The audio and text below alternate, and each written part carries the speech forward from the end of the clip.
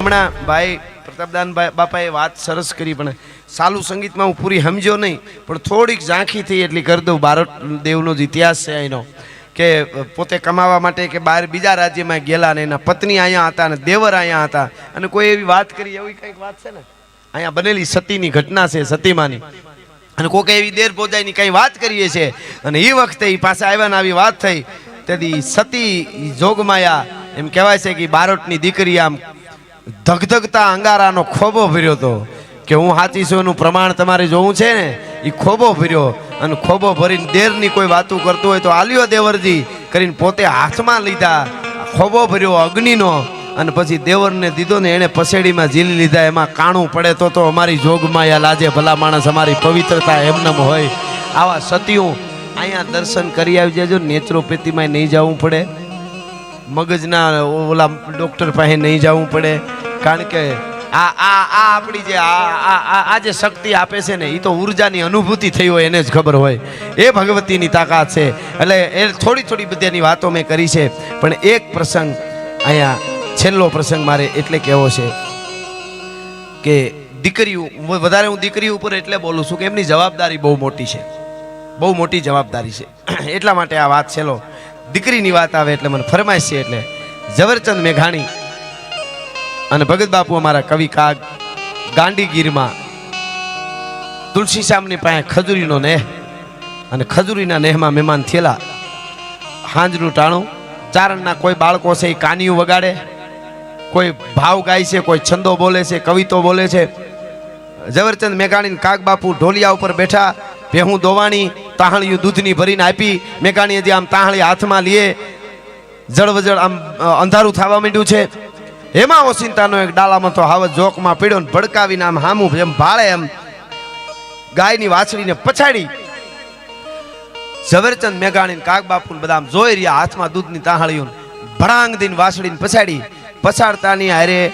જે અડલા હોય ત્યાં 14 વર્ષની ચારણની દીકરી આમ બળીઓ લઈને ભેહુને આડી ઊભી હતી. ત્યાંથી ગડગડતી દોટ મૂકીને ગા કરીને ઓલી વાસળી સિંહ પછાડે, એના ખોપરામાં લાકડી મારી. લાકડી મારતાની હારે તો હાવ ડાલામાં તો હટી ગયો પાછો, વળી પાછો પકડવા આવે, વળી ખોપરામાં લાકડી મારે. ફીણના ફોહા દીકરીની માથે ઉડતા હતા, લાકડી વીંચતી હતી. આમ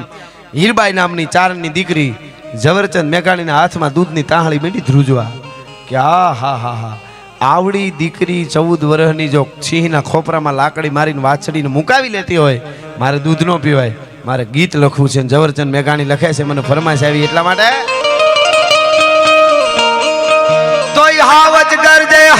ગરજે વનરાવન નો રાજા ગરજે, ગૈરાવત નો ભેરી ગરજે, કડકા તળિયો ધોધો ગરજે. ગોફાની માતે નો ગરજે, જટાલો જો સંધર ગરજે, નાનો એવો હમદર ગરજે, પાવનના જાળામાં ગરજે. પાવનના ગાલામાં ગરજે, ડુંગરના ગાલામાં ગરજે, ગરમીના ખેતરમાં ગરજે, ગામના પાટરમાં ગરજે, યોની બોહરમાં ગમણો ગાથમણો ગરજે, ગોરો ને ગાથેરો ગમણો ગાથમણો ગરજે, ગોરો ને ગાથેરો ગરજે.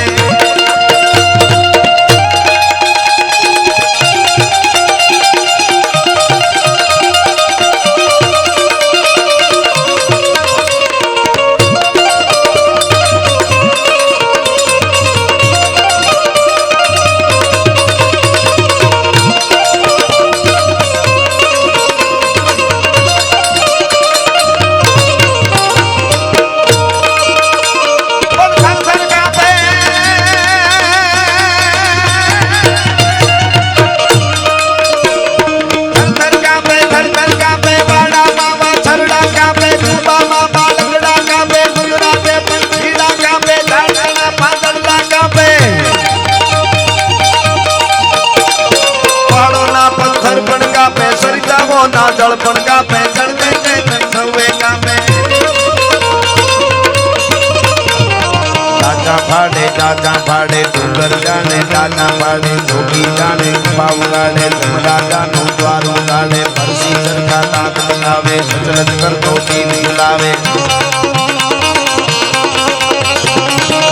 कंडार बिरादर बूठे बरसी ले तो चारण बूठे खड़क भैंस को आहिर बूठे बरसी भाले काठी बूठे गर्दन माथी माटी बूठे गोपो हाथ बारी बूठे होतो वही करनारी बूठे दूध मलागो मालो बूठे मानो दूध किनारा बूठे जाने आप किनारा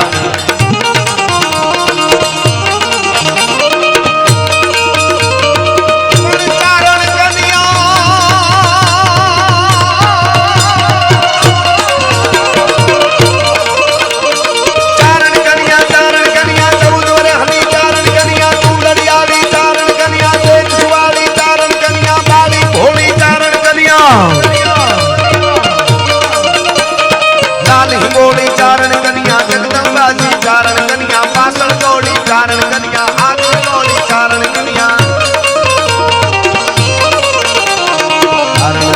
चारण कन्या पासड़ दौड़ी चारण कन्या ऊभो रेजे गिरना कुत्ता ऊभो रेजे कायर कुत्ता ऊभो रेजे प्रेम का तो ऊभो रेजे सोनू तारा ऊभो रेजे गाय गुजारा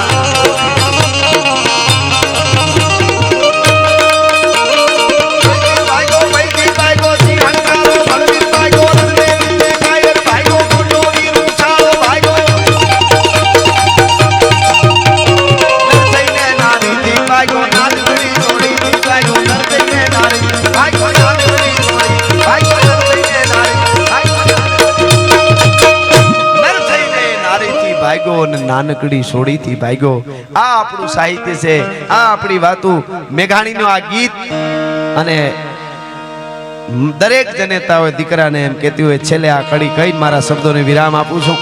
આટલું મોંઘું સાહિત્ય મોંઘું એટલે મારું નથી વાત આપણા બાપ દાદાની આ માટીની વાતો ઈ તમે સાંભળો છો એ બદલ તમને વંદન કરું છું કારણ કે અટાણે કોણ સાંભળે છે અને એક વિજયભાઈ ગેરંટી આપી દો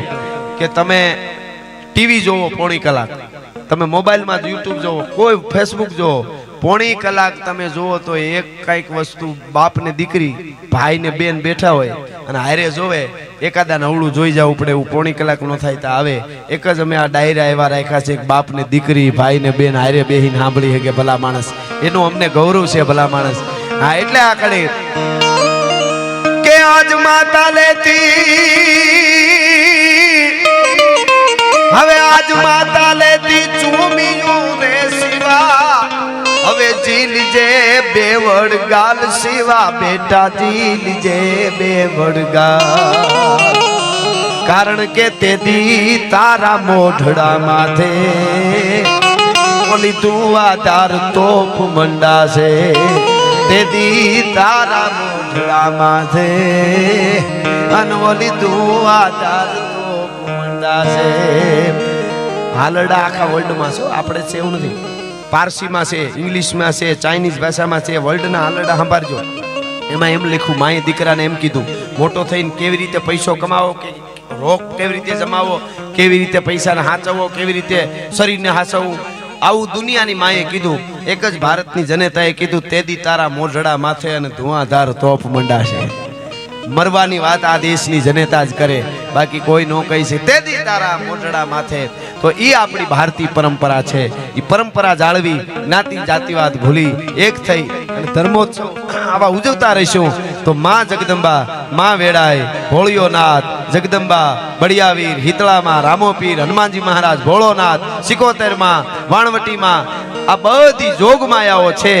એ કાયમના માટે આ જેણે જેણે હાચવા ટાણા એના ઇતિહાસ લખાણા જગદંબાઓ આપણા ટાણાઓ હાચવા માટે કાયમના માટે આવીને ઊભી રહેશે એટલે છેલ્લે બધાય ઊંચા હાથ કરીને આપણે જગદંબાની જય બોલી બોલો વેડાય માતાની 9 લાખ લોબડિયાળીની પાંચે ગામના બધાય